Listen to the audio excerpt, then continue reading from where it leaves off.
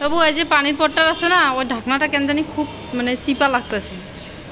আর একটার সাথে ট্রাই করে দেখো তো, খুব চিপা। এটা লাগাইতে কি আর হবে।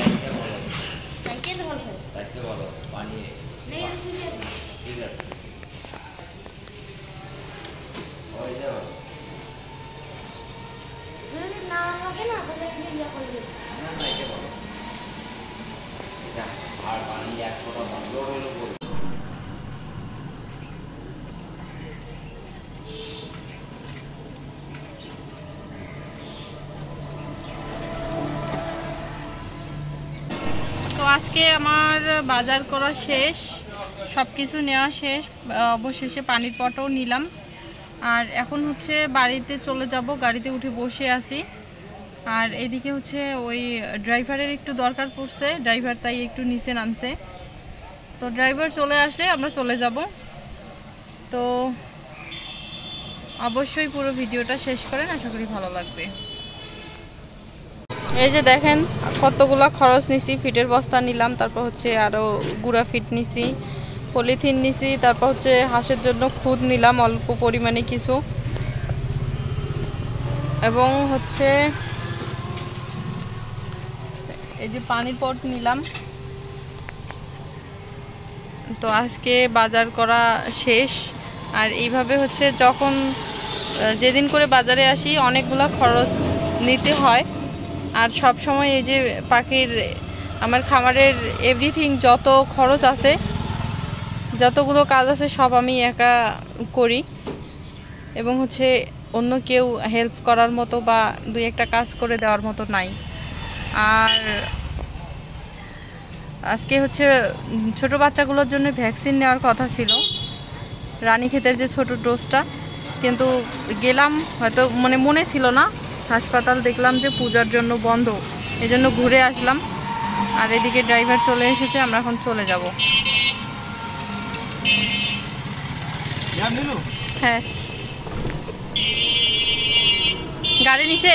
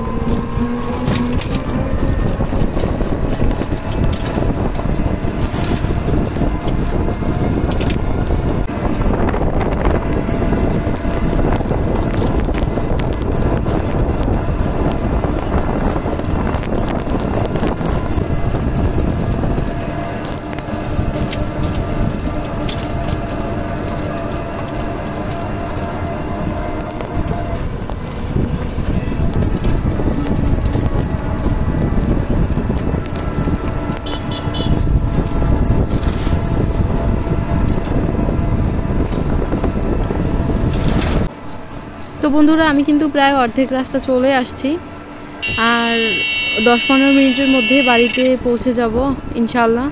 তো এই যে বর্তমানে যে ব্রিজটা দেখতে পাচ্ছেন, এই ব্রিজটা কিন্তু আমাদের দহগ্রাম টু পাটগ্রাম এর মাঝখানে যে যতগুলো ব্রিজ আছে তার মধ্যে এই ব্রিজটা সব থেকে বড়। এটা হচ্ছে সানিয়াজান নদীর ব্রিজ।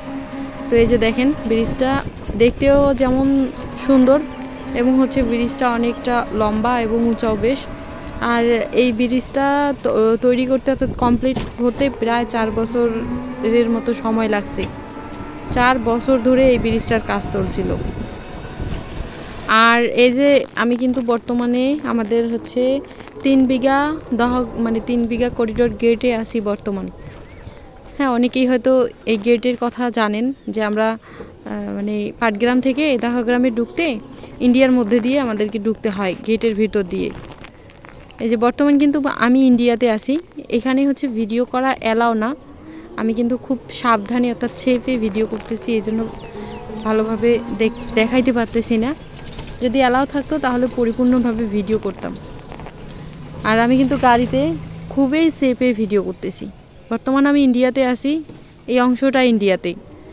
আর পাটগ্রাম থেকে দাহগ্রামে ঢুকতে বা দাহগ্রাম থেকে পাটগ্রামে বের হইতে প্রায় 3 থেকে 4 মিনিট ইন্ডিয়ার ভিতরে থাকতে হয় আমাদেরকে। তো এই যে এখানে হচ্ছে এটা আমাদের বিজিবি ক্যাম্প, এবং ওইখানে ওই পাশে একটা চেকপোস্ট, এইখানে একটা চেকপোস্ট, প্লাস এইখানে একটা বিজিবি হচ্ছে আমাদের দাহগ্রামে একটা ভিতরে বিজিবি ক্যাম্প আছে এবং বাইরে একটা বিজিবি ক্যাম্প আছে। বাইরেরটা পানবাড়ি বিজিবি ক্যাম্প বলে, আর দাহগ্রামেরটা হচ্ছে দাহগ্রাম সীমান্ত বিজিবি ক্যাম্প। ওটা সামনে আছে, ওটা দেখাইতেছি। আর আমরা এখন দেখেন ইন্ডিয়া থেকে আবার বাংলাদেশে চলে আসলাম। বাংলাদেশ বলতে ছিটমহল এলাকা আর কি, আমাদের দাহগ্রামে আমি বর্তমানে। আর এই যে এটা হচ্ছে আমাদের দাহগ্রামের যে বিজিবি ক্যাম্পটা এটা, আর পানবাড়িটা তো আপনারা হচ্ছে দেখলেন। তো বর্তমানে কিন্তু আমি আমাদের দাহগ্রামে এখন কোনো ভয় নাই, কোনো চিন্তা নাই, টেনশন নাই। কিন্তু এতক্ষণই ইন্ডিয়াতে ছিলাম, তার ওই পাশে ফিরে আবার পাটগ্রামে আবার বাংলাদেশে ছিলাম। সো এইটা হচ্ছে আমাদের দাহগ্রামের পরিস্থিতি। তা কেজি কত? 220। আমাকে 1 পোয়া দেন তো 50 টাকার।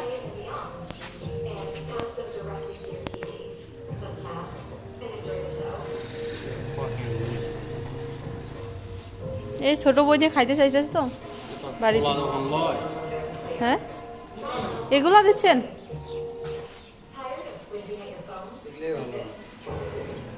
মিক্স করে দেন তা। এগুলো কয়টা, ওগুলো কয়টা?